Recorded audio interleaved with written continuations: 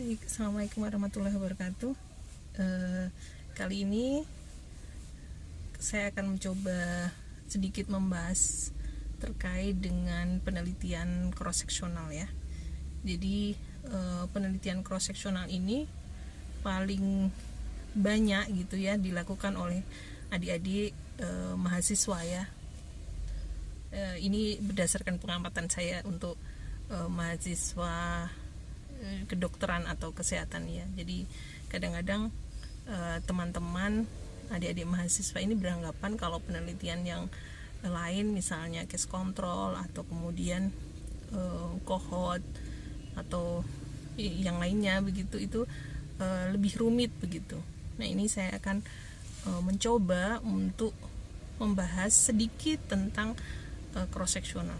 Ini mungkin teman-teman sudah sama-sama mengetahui bahwa penelitian cross-seksional itu kita melakukan penelitian di mana ketika kita melakukan atau mencoba menganalisis hubungan sebab akibat atau etiologi dari suatu masalah kesehatan, kita akan melakukan pengambilan data baik data faktor risiko atau paparan dengan data outcome itu dalam satu kesempatan.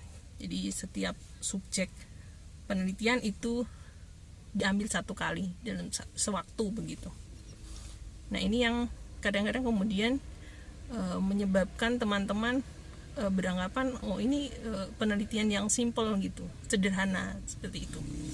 Nah, memang penelitian, semua jenis penelitian itu memiliki kelebihan ataupun kekurangan masing-masing ya. Nah, ini yang seringkali ditanyakan oleh adik-adik mahasiswa begitu adalah terkait dengan sampel penelitian ya. Jadi kita sama-sama tahu bahwa untuk penelitian cross-seksional itu memang subjek tadi ya saya sampaikan itu diambil satu kali ya, satu subjek diambil satu kali karena tadi paparan ataupun outcome itu sewaktu kita ambil ya. Itu kenapa hubungan sebab akibatnya kadang-kadang tidak begitu jelas mana yang lebih dulu dan mana yang belakangan, mana yang sebab dan mana yang akibat. Nah,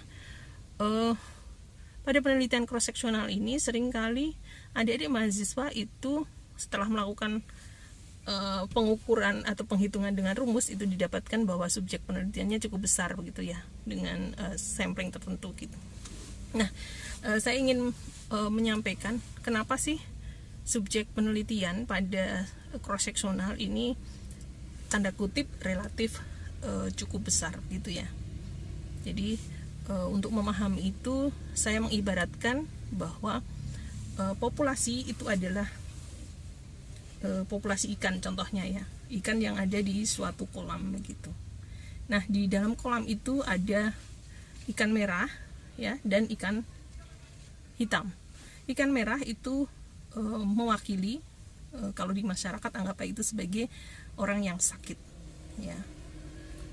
Kemudian ikan yang hitam itu adalah orang yang sehat atau tidak memiliki masalah kesehatan itu.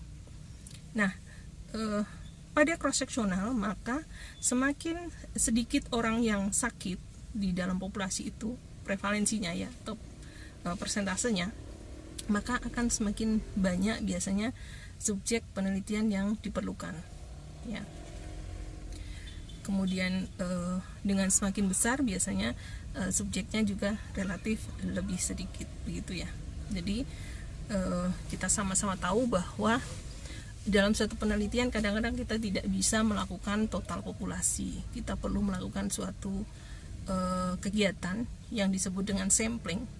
Sampling di situ kita akan mengambil sebagian dari anggota populasi dan diharapkan dari pengambilan itu meskipun tidak keseluruhan tetapi dia sudah bisa mewakili karakteristik secara umum dari populasi tersebut ya.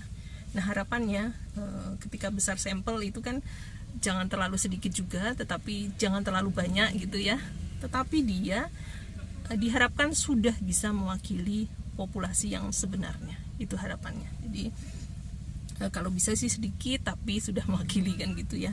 Nah, kembali lagi ke cross-seksional tadi, misalnya di kolam itu kapasitasnya 1000 sementara yang sakit itu adalah 20 orang, yang sehat itu 980.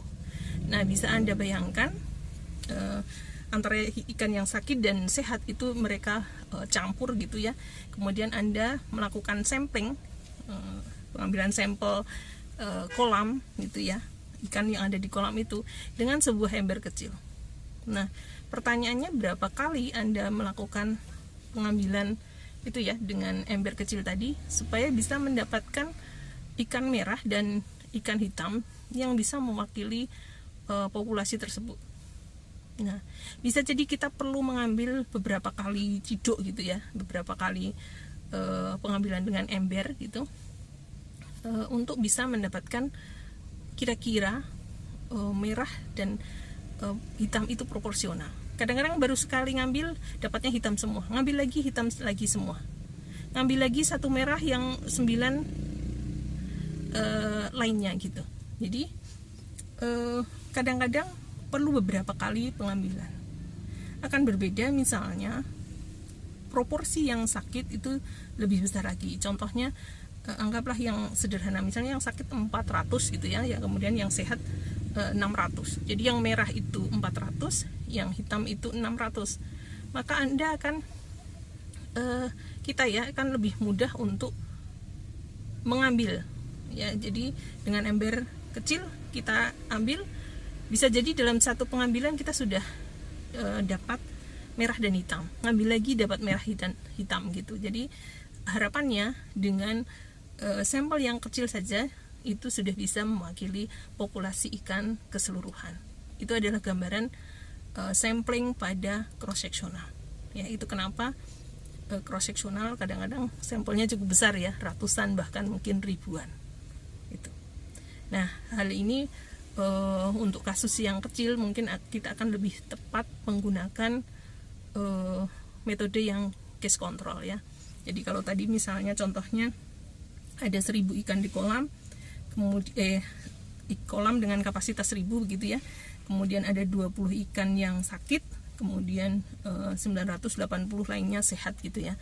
Maka pada penelitian case control yang 20 ikan sakit itu kita masukkan ke ember terlebih dahulu, dia masuk ada sebagai kelompok case, kemudian kita tinggal mengambil kelompok kontrol dari kolam ya. Kita bisa mengambilnya dengan rasio 1:1, 1:2, 1:3 atau 1 berapa itu ya.